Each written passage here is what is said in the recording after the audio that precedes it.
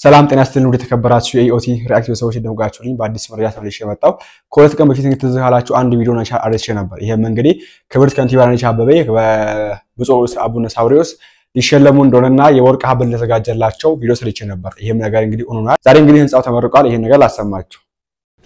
በፒያሳ በኮሪደር ልማት ፈርሶ በአዲስ መልክ የተገነባው የኢትዮጵያ ኦርቶዶክስ ተዋሕዶ ቤተክርስቲያን ሁለገብ ህንጻ ተመረቀ። የአዲስ አበባ ከተማ አስተዳደር ሙሉ ወጪውን ሸፍኖ በመገንባት ለኢትዮጵያ ኦርቶዶክስ ተዋሕዶ ቤተክርስቲያን ማስረክቧል። የተገነባው ህንጻ ዘመናዊና ዘመኑን የዋጀ ባለ 7 ወለል ሁለገብ ህንጻ ለቤተክርስቲያኗ ገቢ የሚያመጣ ስለመሆኑም ተገልጿል።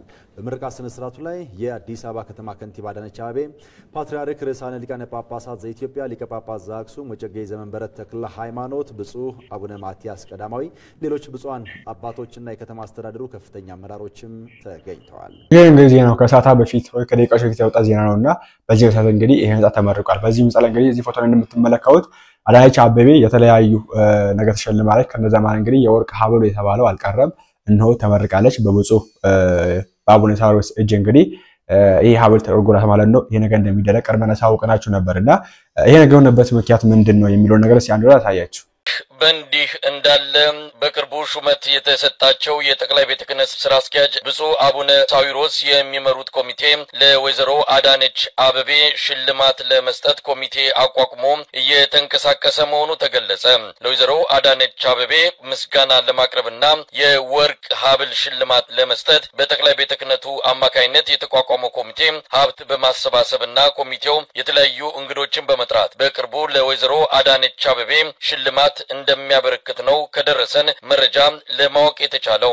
በቅርቡ በተጠናቀቀው የቅዱስ ሲኖዶሱ ጉባኤ ላይ በመግለጫው ወይዘሮ አዳነች አቤቤ በስም ተጠርታ ምስጋና የቀረበላት ሲሆን ቤተክርስቲያኒቱ በአዲስ አበባ ከተማ ይዞታዋን እያጣችበት የመጣችበትና በኮሪደር ልማት ስም ምዕመናን ተፈናቅለው አብዛኞቹ ደጀ ሰላሞች ያለ ምዕመናን በቀሩበት በዚህ ሁኔታ ለወይዘሮ አዳነች አቤቤ ሽልማት የሚሰጥበት ሁኔታ አነጋጋሪ ሆኗል። የቤተክርስቲያኒቱ ልጆች በተለያዩ አካባቢዎች እየተገደሉ ባሉበትና አብያተ ክርስቲያናትም እየተቃጠሉና እየወደሙ በሚገኙበት በዚህ ወቅት ድምጽ ማሰማት ያልቻለው ቅዱስ ሲኖዶሱና ጠቅላይ ቤተ ክህነት ስራ አስኪያጁ ለወይዘሮ አዳነች አቤቤ ሽልማቱን ለመስጠት በከፍተኛ ዝግጅት ላይ እንዳሉ ነው ከደረሰን መረጃ ለማወቅ የተቻለው። እንግዲህ ይህንንም በተመለከተ ከዘውትር ተሳታፊያችን ጋር አጭር ውይይት አድርግበታለሁ። እንደሰማነው ከሆነ ዝግጅት እየተደረገ ነው። ወይዘሮ አዳነች አቤቤ ትሸለማለች በቤተክርስቲያኒቱ አባቶች። ለዚህም ዝግጅት እየተደረገ ነው። ምናልባት በአንዳች ምክንያት ካልተሰረዘ በስተቀር በሚቀጥሉት የረፍት ቀናት ውስጥ ወይዘሮ አዳነች አቤቤን ለመሸለም በዝግጅቱ እየተካሄደ ይገኛል። አባቶች እየተገደሉ ነው። መነኮሳት እየተገደሉ ነው። ቤተክርስቲያን እየተቃጠለ ነው። አባቶቹ ግን ከመንግስት ባለስልጣናት ጋር እጅና ጓንት ሆነዋል። ምን ማለት ነው የሚቻለው? መሳይ እነሱ እኮ ትክክል ናቸው። ያደረጉት ነገር ትክክል ነው። ምክንያቱም ከዛሬ 3 ዓመት በፊት የኢትዮጵያ ኦርቶዶክስ ቤተክርስቲያንን ለሁለት በመክፈል የኦሮሞ ሲኖዶስ ለመመስረት ከፍተኛ ጥረት ሲያደርጉ በምዕመናኑ ብርታት በአባቶች ሳይሆን በምዕመናኑ ብርታት ይሄ ነገር እንደከሸፈ ይታወቃል። ነገር ግን በመንግስት ድጋፍ ከወደቁበትና ከተባረሩበት ተቋም ተመልሰው መሪ ሆነው እንዲቀመጡ ያደረጋቸው ስርዓቱ ነው። የብልጽግና ስርዓት ነው። ስለዚህ ለብልጽግና ስርዓት ለወንበር ስላበቃቸው ለመሪነት ስላበቃቸው ህዝቡ እንዲበደል ህዝቡ እንዲደበደብ ቤተክርስቲያኗ እንድትቃጠል እንድትደክም በአጠቃላይ በቤተክርስቲያኗ ላይ የሚፈጸመው ወንጀል ተዳፍኖ እንዲቀር ለማድረግ እነዚህ ሰዎች ወንበር ይዘዋል። የቤተክርስቲያኗን ከፍተኛ ወንበር ይዘዋል። የዋና ስራ አስኪያጅነት የዋና ጸሐፊነት ምናልባት ነገ ከነገ ወዲያ ደግሞ አጠቃላይ የጳጳሱን ወንበር የሚወስዱት ሆኖ ነገር ግን አሁን ለተሰጣቸው ስልጣን የምዕመናኑ ወይም የሲኖዶሱ ጩረት አይደለም። እነዚህ ሰዎች ከላይ ያመጣቸው ብልጽግና ፓርቲን ያመጣቸው የራሱ ሎሌዎች አድርጎ የሚፈልገውን ሲሰራ እንዳያጋልጡት እንዳይጋፈጡት ለማድረግ ነው ያደረገው። ስለዚህ ለዋለላቸው ውለታ ወርቅ አይደለም እንቁ ቢሸልሟት እኔ ተገቢ ነው። ነገር ግን ለኢትዮጵያ ቤተክርስቲያን ለኢትዮጵያ ኦርቶዶክስ ቤተክርስቲያን ግን የመከራው ዘመን እንደመጣ ምዕመናኑ ጠባቂ አልባ ሆኖ እንደተበተነ ማሳያ መንገድ ነው። እንኳን ገደላችሁን እንኳን ቤተክርስቲያናችንን አቃጠላችሁት እንኳን ማቅ አለበሳቸዋት። ቤተክርስቲያን አይታው በማታውቀው ሁኔታ ማቅ የለበሰችበትን ጊዜ በአባቶቻችንም በአያቶቻችንም ጊዜ አልሰማንም። ቤተክርስቲያን ለመጀመሪያ ጊዜ ማቅ የለበሰችው በዚህ ስርዓት ጊዜ ነው። እንኳን ማቅ አለበሳችሁን ምዕመናን ቀሳውስት በጥፊ የተመቱ ከመኪና እየወረዱ ያዳፉ ጥሏቸው ከመሬት ላይ አንድ ተራ ፖሊስ ረግጦ ሲደበድበው ገንዘቡን ሲቀማው መስቀልን ከምንም ነገር ባለመቁጠር መስቀልን እየቀማ ሲወረውርበት እንደ ጠንቋይ እየታዩ በሞጆ በደብረ ዘይት በዘዋይ በሻሸመኔ አካባቢ በሰሜን በአርሲ አካባቢ በቀሳውስት ላይ ከፍተኛ በደል ሲፈጸም ቤተክርስቲያኗም ዝም ብላለች። አሁን ደግሞ የበለጠ ዝም እንድትል ለማድረግ የተቀመጡ አባቶች ለነዚህ የብልጽግና አመራሮችን ልማት መስጠታቸው ለራሳቸው ከሆነ በጣም ተገቢ ነው። ለቤተክርስቲያኗ ግን የመከራ ዘመን እየመጣ እንደሆነ አውቆ ምዕመኑ አባቶች ያሉንም ቤተክርስቲያናችንን እናድናት ብሎ መነሳት እንዳለበት አንደኛው ማሳያ መንገድ ነው መሳይ። በነገራችን ላይ ይሄ መጀመሪያ አይደለም። ከዚህ በፊትም የአዲስ አበባ አገረ ስብከት ከሌሎች ሃይማኖት ተቋማት ጋር በመሆን ወይዘሮ አዳነች አቤቤን ካባ በማልበስ ነው የሸለሟት። እንግዲህ የቤተክርስቲያን ሰዎች በመንግስት መርሃ ግብር ውስጥ ገብተው የመንግስት የዓለማዊ ጉዳይ ነው እንግዲህ ቤተ ክህነትና ቤተ መንግስት መስመር ሰርተው ተለይተው መታወቅና ድንበራቸውን አውቀው ሁሉም የየራሱን ሚናና አስተዋጽኦ ማድረግ ሲገባው ተደበላልቆ ያለበት ሁኔታ በተለይ ከቅርብ ጊዜ ወዲህ እጅግ እየጨመረ ነው የመጣው። በቅርቡም ዳር በተከናወነው የብልጽግና የሰላም ኮንፈረንስ ላይ የሃይማኖት አባቶች እንደዚሁ የአማራ ክልል ምስለኔ አስተዳደር ፕሬዝዳንት አረጋ ከበደን መሸለማቸው የሚታወስ ነው። ስለዚህ ቤተ ክህነት ድንበሯን አልፋ ወይም ደግሞ ሚናዋን ሰፈሯን ዘንግታው ወደ ቤተ መንግስት ተጠግታ እዛ ነው ያለችው። አባቶች ለምዕመናን የሰቆቋ ጥሪ ለመነኮሳት እንዲህ አይነት እልቂት አይናቸውንም ጆሮአቸውንም ዘግተው ከነ አዳነች አቤቤ ከነ አብይ አህመድ ድግስ ነው በየጊዜው እየተገኙ እየታደሙ ያሉትና በዚህ ጊዜ ምዕመናን እንግዲህ ወዴት ሄደው እንደሚያለቅሱ የት ሄደው አቤት እንደሚሉ ግራ ተጋብተዋል። ግን መፍትሄው አለ። የተለያዩ ንቅናቄዎች እየተደረጉ ነው። በተለይ በውጪ የሚገኙ የተለያዩ ማህበራት እንደዚሁ ጥሪ ያደረጉ ነው የሚገኙት። ምዕመናን መነሳት አለባቸው። አባቶች የትን ያላችሁት ካልጠበቃችሁን ወይም ወደ ገዳም ግቡና እውነተኞቹ አባቶች ወደፊት ይምጡ የሚል ንቅናቄም ሊጀመር እንደሚችል ነው መረጃዎች የሚያሳዩት። ምናልባት በዚህ ካልሆነ በስተቀር በአባቶቹ አሁን ባሉት አባቶች እቺ ቤተክርስቲያን ከመከራ ወደ መከራ እንጂ መፍትሄ ልታገኝ እንደማትችል ነው እንግዲህ እየተነገረ ያለው። እውነት ነው መሳይ። ሽልማቱ አሁን አጠቃላይ አማራ ክልልም ለክልሉ ምስለኔ አስተዳደር ካባ የሸለሙበት መንገድ ምን እንደሆነም ለአማራ ሕዝብ ምንም እንቆቅልሽ ነው የሆነበት። ምክንያቱም ይህ የክልሉ መስተዳደር ምስለኔ አስተዳደር ፕሬዝዳንት አቶ አረጋ ከበደ በምን አስተዋጽኦአቸው ነው የሃይማኖት ጉባኤው ሽልማት ሊሰጣቸው የሚችለው? ቤተክርስቲያን በአማራ ክልል የተቃጠለ ምዕመናን ሄደው መጸለይ እንኳን በማይችሉበት ደረጃ ጠዋት ኪዳን አድርሰው ወደ ቤታቸው ወደ እርሻቸው ለመሄድ በማይችሉበት ሁኔታ ቤተክርስቲያን በሳት እየነደደች ቀሳውስት በወታደሮቹ እየተገደሉ ቤተክርስቲያን መጸዳጃ የወታደር መጸዳጃና ምሽግና ካምፕ ሆኖ በተቀመጠበት ሰዓት ሽልማት መስጠት እውነት አምላክን ለሚፈራው የአማራ ሕዝብ አምላክን ለሚፈራው የኦሮሞያ ሕዝብ ከፍተኛ ንቀት ነው። ይሄ ንቀት ግን እግዚአብሔር የሳራን እንባ የተመለከተ እግዚአብሔር ከላይ እጁን ጣቱን ይልካል የሚል እምነት ነው ያለኝ። ነገር ግን ሽልማቱ ይሰጣቸው ወርቁ ይሰጣቸው እነሱ ኮሚሽንማቸው አላጡ። ያንዳንዱ ተቋም በየጊዜው አዳነች አቤቤ በተሸለመችው ካባና በተሸለመችው የአንገት ሐብል ደረጃ ካየነው ተሸክማ መሄድ የማትችልበት ደረጃ ላይ ደርሷል። ነገር ግን ይሄ ምንድነው የሚባል የአሽከርነት ባህሪ ቤተክርስቲያን እያሳየች እንደሆነና አሁንም ለአዳነች አቤቤ ሊሰጡት ሽልማት ቤተክርስቲያኗ ሙሉ በሙሉ ከመንግስት ጉልበት ስር እንደወደቀች የሚያሳይ ስለሆነ ከእንግዲህ በኋላ የቤተክርስቲያን አባት አለን ብለን በቤተክርስቲያን አባቶች ዘንድ ክብር አለ ብለን እግዚአብሔር በእጃቸው አለ ብለን ለመባረክም እስከሚቀፈን ድረስ ነው የሽልማት ከተሰጠ እንግዲህ የምናየው ነገር ሆኖ ነገር ግን ከተሰጠ የሃይማኖት አባቶች ህዝባችንን ገደልሽልን ምዕመናንን ቤተክርስቲያን በሌለበት በአዲስ አበባ ጫፍና ጫፍ ወሮራችሁ የመሰረቱትን ማህበራዊ ተቋምና የእምነት ተቋምን ባዶ አስቀርተው እድሮችን በትነው ቤተክርስቲያንን ያለ ጸላይ ያለ አስቀዳሽ አስቀርተው ጊዮርጊስ ቤተክርስቲያን ዳሳ የሚገኘው ጊዮርጊስ ቤተክርስቲያን በተደጋጋሚ ጊዜ ለመመልከት እንደሞከርነው በቅዳሴ ሰዓትም ይሁን ከ11 ሰዓት በኋላ በሚደረገው ስብከት ሰው ተንጠባጥቦ ተቀምጦ ሰው እንደሌለበት ቤተክርስቲያኗ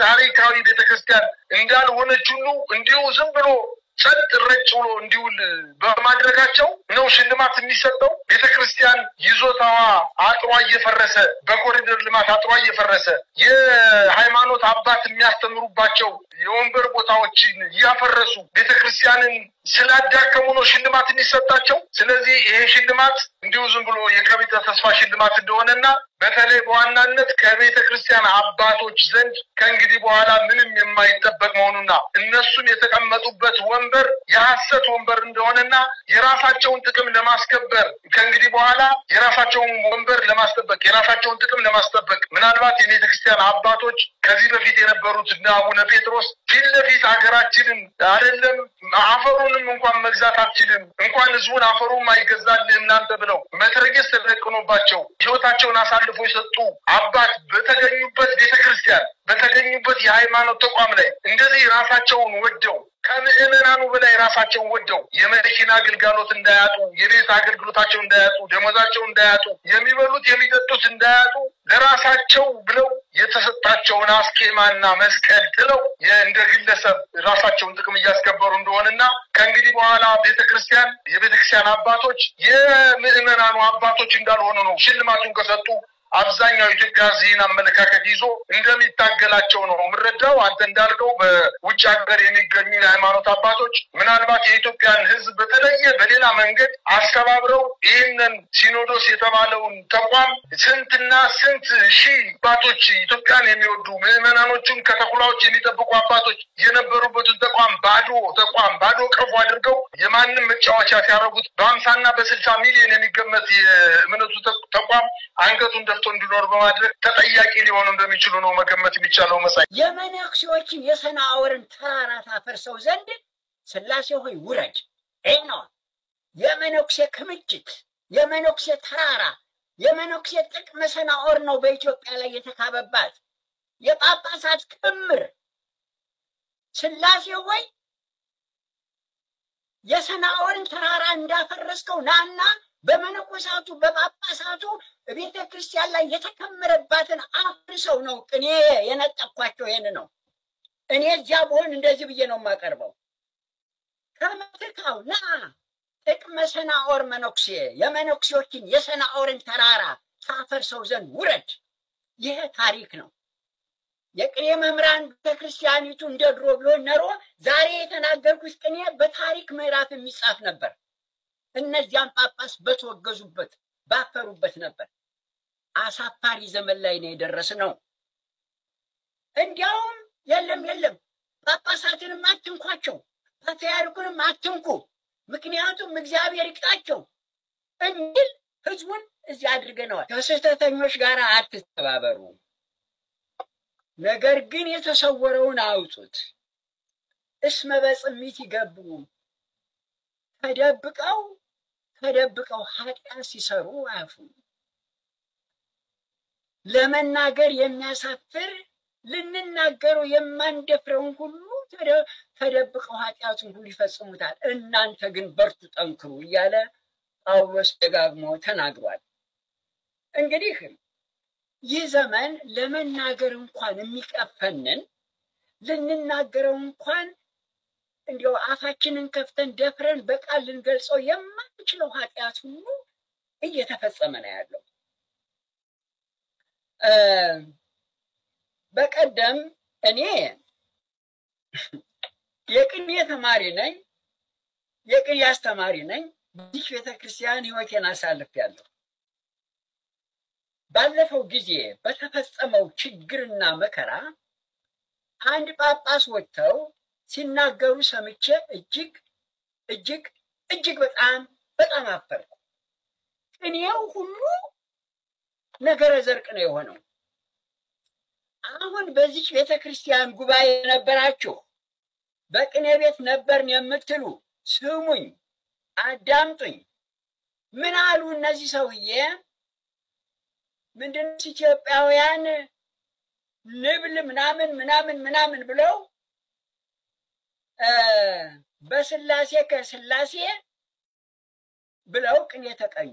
እኔ እዚያ በሆን እነዚህ ሰውዬ ነገር ስላት ቅኔ ላበርክት ብለው ነው የተነሱት። ለማን? መከራውን፣ ጭንቁን፣ ችግሩን ለሚሰቃየው ሰው ነው ቅኔ የሚያበረክቱት። ይሄ ቅኔ ለህዝቡ አይመጥነውም፣ ትክክል አይደለም። እዚያ በሆን አርመዋለሁ። ምንድነው ምለው?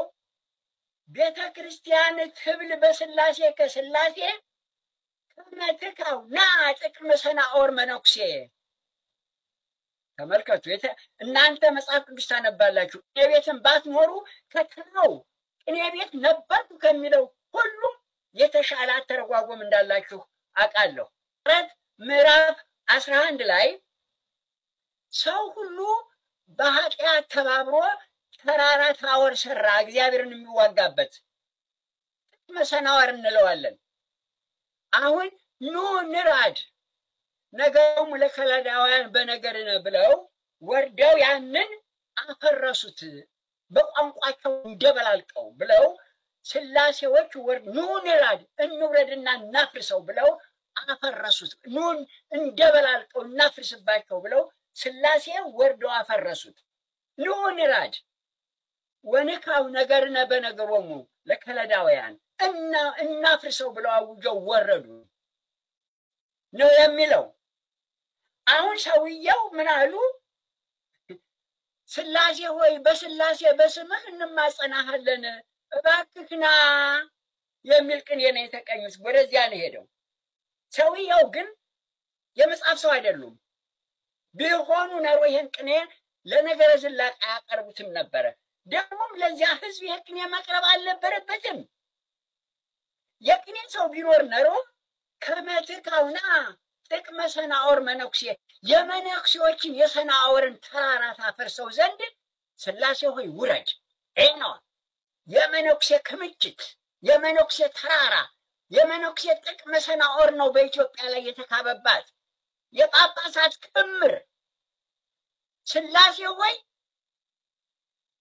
የሰናዖርን ተራራ እንዳፈረስከው ናና በመነኮሳቱ በጳጳሳቱ ቤተ ክርስቲያን ላይ የተከመረባትን አፍርሰው ነው ቅኔ የነጠቅኳቸው። ይሄን ነው እኔ እዚያ በሆን እንደዚህ ብዬ ነው የማቀርበው። ከመትካው ና ጥቅመ ሰናዖር መነኩሴ የመነኩሴዎችን የሰናዖርን ተራራ ታፈርሰው ዘንድ ውረድ። ይሄ ታሪክ ነው። የቅኔ መምህራን ቤተክርስቲያኒቱ እንደ ድሮ ቢሆን ኖሮ ዛሬ የተናገርኩት ቅኔ በታሪክ ምዕራፍ የሚጻፍ ነበር። እነዚያም ጳጳስ በተወገዙበት ባፈሩበት ነበር። አሳፋሪ ዘመን ላይ ነው የደረስነው። እንዲያውም የለም ጳጳሳትንም አትንኳቸው፣ ፓትርያርኩንም አትንኩ፣ ምክንያቱም እግዚአብሔር ይቅጣቸው እንዲል ህዝቡን እዚህ አድርገነዋል። ሰሞኑን በደንብ አድርጋችሁ አዳምጡኝ። ለማሳያ ያህል ነው ምን ያህል ዝቅጠት እንደወደቀ። ይሄ እንግዲህ ያለው ነገር እና በዚህ ጉዳይ ያላችሁን ሐሳብ እናንተ በኮሜንት ላይ አስፍሩልኝ። መሸለም ይገባታው ሳይገባቸው የሚለው ነገር እናንተ በኮሜንት ላይ አስፍሩልኝ። እንግዲህ በጣም ብዙዎችን ስቲል እያናገረ የሚገኘው አባቶች ታርደዋል፣ አባቶች ተገለዋል፣ አባቶች ከጉድጓድ ላይ ተወርውረዋል፣ ተገለው አይናቸው እስኪዋ ተገለዋልና ስለነዚህ አባቶች አንድ ድምጽ የሚሆን ሰው እያያለ ከቤተክርስቲያን ውስጥ እንግዲህ ነገር ግን በእነዚህ አይነት ነገሮች ችግኝ ሲተከሉ እያየን ነው። ቪዲዮ ፖስት አድርጌላችኋለሁ። እንደዚሁም ደግሞ ለዛም ችግኝ በሰንበት ቀን ሲተከል እያየን ነው የምንገኘው። እንደዛም ደግሞ ሲሸለሙም እያየን ነው የምንገኘውና በዚህ ጉዳይ እናንተ አስቀምጡበት። በቀጣይ ቪዲዮ እስከምንገናኝ ድረስ ሁላችሁም ቪዲዮ ላይክ እና ሼር ሰብስክራይብ እንደረሳ ቸር ቆዩልኝ።